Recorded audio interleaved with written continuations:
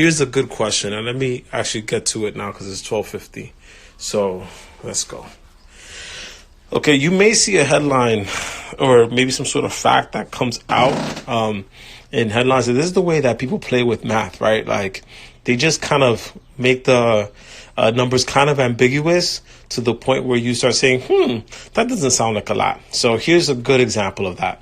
The number of deaths from COVID-19 in the United States is 0.1% of all cases. Doesn't sound like a lot because obviously if you go back to your 6th, 7th grade math teaching, you'll recognize that, or your math learning, I should say, you'll recognize that 0.1% is way less than 1%, right? So it doesn't sound like a lot.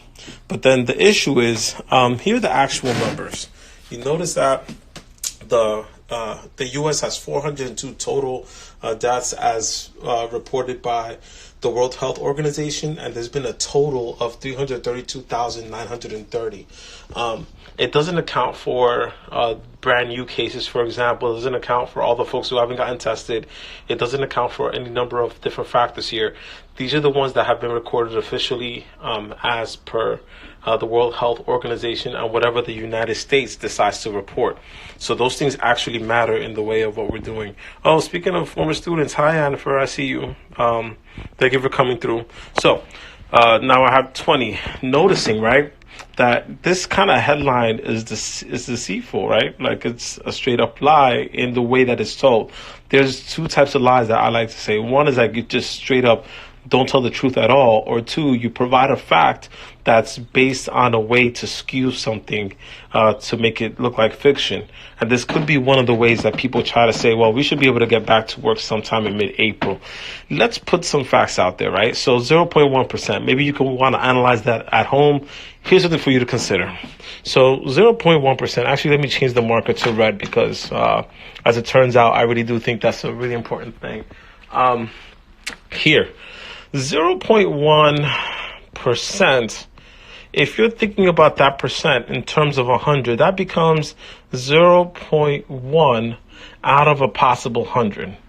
Okay, still sounds minuscule, except when you try to turn that into a whole number, and I did this math with some of my students this morning, was you'll recognize that 0.1 out of 100 is, when I use the form of one, Common Core math, shout out, right? Form of one. Okay. That's basically saying you have 1 out of every 1,000 deaths that have occurred in the United States.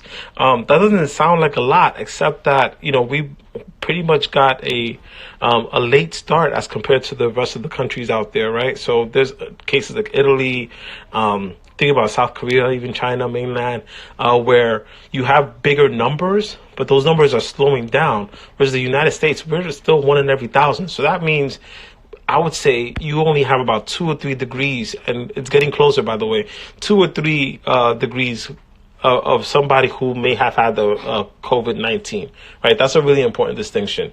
Now, what that means too is, as a decimal, that 1 is in the thousands place. So when you start looking at that 0.1%, it sounds really minuscule, except that you're really saying like, okay, that's 0.001.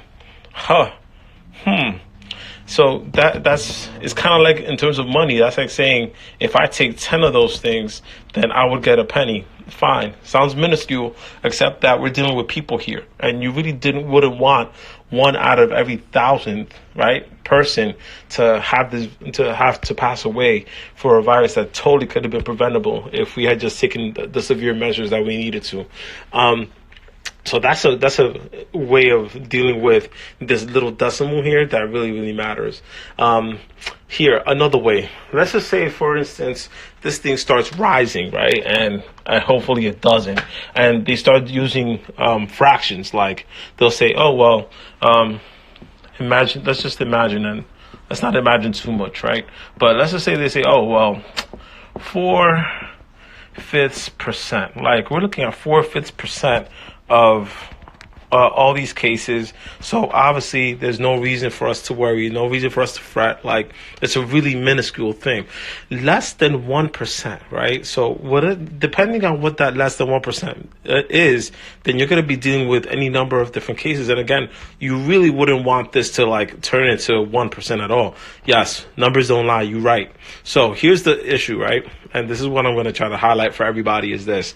Let's just say it does go to, I'm back. So this feels like DJing live, right? All right. So let's say it gets to this. So now I have 4/5%. I'm going to try to change this into something that's a little bit more relevant to everybody. So again, 4/5 out of that 100, right? So 4/5 out of that 100 still looks minuscule, except that when I try to change this into something that's easier to work with, great. So now I have 4/5 times, and notice see how I'm dividing by this 100? I can actually do the reciprocal of this. So instead of dividing by 100, I'm going to multiply by its reciprocal. And so now when I look at this, that means 4 out of every 500 deaths, right, would have been occurring in the United States if it ever got to this percent. That's 4 out of every 500, which is pretty big compared to that 1 over 1,000. See, there's a difference there. Now you were talking about, all right, so you're still not seeing why. Like, there's no comparison between these two because you don't really have a common understanding of what that looks like. Fine. And of course, the way you would explain it is, all right, so you don't understand fractions. Cool. Let's just work with this as a decimal then. So here, if I see that 500, that's 4 500ths, right? And then I multiply it times 2 over 2. That's 8 for every 1,000. Notice that just going from 0.1% to 4/5% means a difference between 1 out of every 1,000 to 8 out of every 1,000. These things matter. And what I would suggest to everybody is, if you're really thinking about it in terms of this number right here, you're basically saying, all right, let's just go from 1 to 8. Multiply that by 8. In your mind, 402 times 8, that ends up being 3, 2, 1, 6 carry the 1. All right, so that's that many cases if we ever go from this number right here to that number right there. That sounds like, oh, I should be kind of nervous about what I'm seeing here.